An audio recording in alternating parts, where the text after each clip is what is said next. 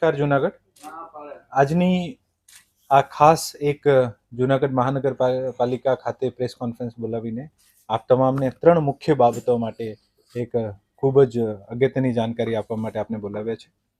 આ બધાને ખબર હશે કે આવનારા દિવસોમાં જુનાગઢ મહાનગરપાલિકા સ્વચ્છ સર્વેક્ષણમાં ભાગીદારી લઈ રહી છે અને અમે એવું સ્થાપિત કરવા માંગીએ છીએ કે સમયના સાથે જુનાગઢ મહાનગરપાલિકા જુનાગઢ શહેર પણ સ્વચ્છ બન્યું છે અને આ સ્વચ્છતાના ભાગરૂપે જુનાગઢના તમામ નાગરિકોએ ખૂબ સારી રીતે પોતાની જે ભાગીદારી છે આ પણ સુનિશ્ચિત કરી છે. આ સ્વચ્છતાની કડીમાં ખૂબ જ જરૂરી છે કે આપણા શહેરમાં જે પ્લાસ્ટિક જે છે આનો વપરાશ ઓછો થાય અને જે પ્રતિબંધિત પ્લાસ્ટિક છે આનો વપરાશ બિલકુલ નહીવત થાય. ભારત સરકારશ્રીના ગજેટ મુજબ 12/8/2021ના ગજેટ નંબર 4591 મુજબ 120 માઇક્રોન કરતાં જે ઓછા માઇક્રોનના પ્લાસ્ટિક જે છે આ ઉપર સંપૂર્ણ પ્રતિબંધ મૂકવામાં આવ્યું છે. હું તમામ વેપારી મિત્રોને, હું તમામ જે પણ આનું વ્યવસાય કરે છે આને વિનંતી કરું છું કે 120 માઇક્રોન કરતાં ઓછા પ્લાસ્ટિક જે પણ વાપરતા હોય, વેચાણ કરતા હોય, તરત જ બંધ કરી દે, કારણ કે આ સરકારશ્રી દ્વારા પ્રતિબંધિત છે. બીજી જે ખાસ અગત્યની વિનંતી છે તમામ જુનાગઢવાસીઓ સાથે આ છે કે શહેરમાં લગભગ છેલ્લા 8-10 મહિનાથી અમે 2000થી વધુ ઢોર પકડીને અને તમામ ઢોર ડબ્બાઓ અથવા ગૌશાળામાં મૂકવામાં આવ્યા છે અને શહેરમાં ઢોરનો ત્રાસ જે મહદઅંશે ઓછું થયું છે.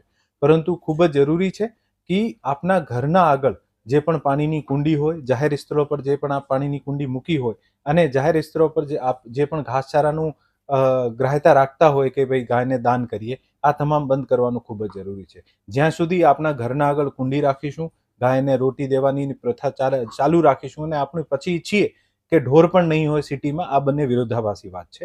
ખૂબ જરૂરી છે કે આપણે પણ ઢોરને પ્રોત્સાહિત કરવાનું બંધ કરીએ. મહાનગરપાલિકા એવું ઈચ્છે છે કે આવનારા 1-2 મહિનામાં શહેરને સંપૂર્ણતયા ઢોરમુક્ત કરી શકાય અને આને માટે અમે પ્રયત્ન કરી રહ્યા છીએ. હવે જે ખાસ અને ત્રીજી જે સૌથી અગત્યની બાબત છે જેને માટે આપ તમામને ખાસ કરીને બોલાવ્યા છે આ છે કે શહેરમાં જેટલું પણ અત્યારે આપણે કચરો છે, કચરો 2 પ્રકારનો હોય છે, સૂકો અને લિક્વિડ જે આપણું કચરો જે છે જે આપણી ગટરના મારફત ભવિષ્યમાં તમામ એસટીપીમાંથી જઈને આ વર્ષે લગભગ જેટલા પણ ગટર કનેક્શન આપવાના છે આ કામ પૂરું થઈ જશે અને જેટલો પણ ઠોસ કચરો જે છે જે આપણા ઘરમાંથી નીકળે છે આને આપણે સૂકો અને ભીના કચરામાં વિભાજિત કરીએ છીએ. અત્યાર સુધીમાં આપણે જેટલું પણ કચરો લેતા હતા આપને મિક્સ વેસ્ટ આપતા હતા અને કોર્પોરેશન દ્વારા મિક્સ્ડ વેસ્ટ જે છે આ લેવામાં આવતું હતું.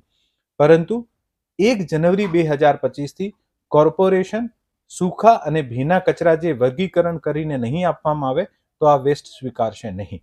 મારી તમામ જુનાગઢ વાસીઓને ખાસ વિનંતી છે કે મોટા ભાગે તમામ ઘરોને જે કચરા ટોપલી છે આનું વિતરણ નિઃશુલ્ક વિતરણ થઈ ગયું છે. આવનારા દિવસોમાં જે પણ બાકી હશે આને નિઃશુલ્ક વિતરણ થઈ જશે. પરંતુ જેને પણ ટોપલી મળી હોય અથવા નહીં મળી હોય 1 જાન્યુઆરી 2000 પછી કોઈ પણ ઘર જે છે આ કચરાને વગર વિભાજિત કે વગર કોર્પોરેશનને આપે નહીં. અને આ ખૂબ અગત્યની વસ્તુ છે જેથી આજથી જ આપના ઘરમાં કચરાને જે સૂકા અને અને ભીના કચરામાં સેગ્રીગેટ કરવામાં આવે. જે લીલા કલરની ડસ્ટબિન આપણને આપવામાં આવી છે આમાં તમામ પ્રકારનો ભીનો કચરો, જે શાકભાજી હોય, બગડેલા ફ્રૂટ્સ હોય, બગીચામાં નીકળતા પાંદડાનો કચરો હોય, જ્યુસ હોય, આ તમામ પ્રકારનો જે ભીનો કચરો હોય આ ભીના કચરાને લીલા કલરની ડસ્ટબિનમાં મૂકવી અને જેટલો પણ સૂકો કચરો હોય, ન્યૂઝપેપર હોય, નોટબુક હોય, કાર્ડબોર્ડ્સ હોય, આ તમામ આપણે જે છે બ્લુ કલરની ડસ્ટબિનમાં મૂકવા. આજથી જ આ પ્રેક્ટિસ શરૂ કરવા વિનંતી છે. નહીં તો 1 તારીખે જ્યારે પણ આપ અમને સેગ્રીગેટ વેસ્ટ આપશો, મહાનગરપાલિકા દ્વારા આ વેસ્ટને વિનમ્રતાપૂર્વક અસ્વીકાર કરવામાં આવશે. હું તમામ જુનાગઢવાસીઓને ફરીથી વિનંતી કરું છું કે આજે આપણું પ્રયાસ જે છે આ ખરેખર જુનાગઢને સ્વચ્છ બનાવવા માટે ખૂબ જ જરૂરી છે. જુનાગઢ સુંદર બને અને સાથે સાથે જુનાગઢ ખૂબ સારી રીતે સ્વચ્છ બને, આપણા બાળકોમાં બીમારીઓ ઓછી થાય, આપણા વૃદ્ધોમાં બીમારીઓ ઓછી થાય, આપણું વાતાવરણ શુદ્ધ થાય. આને માટે કચરાનું વ્યવસ્થાપન ખૂબ જ જરૂરી છે અને આપ અમને જુદો કરીને કચરો આપો તો જ આ જે લક્ષ્યાંક છે આ હાસિલ કરી શકાય છે.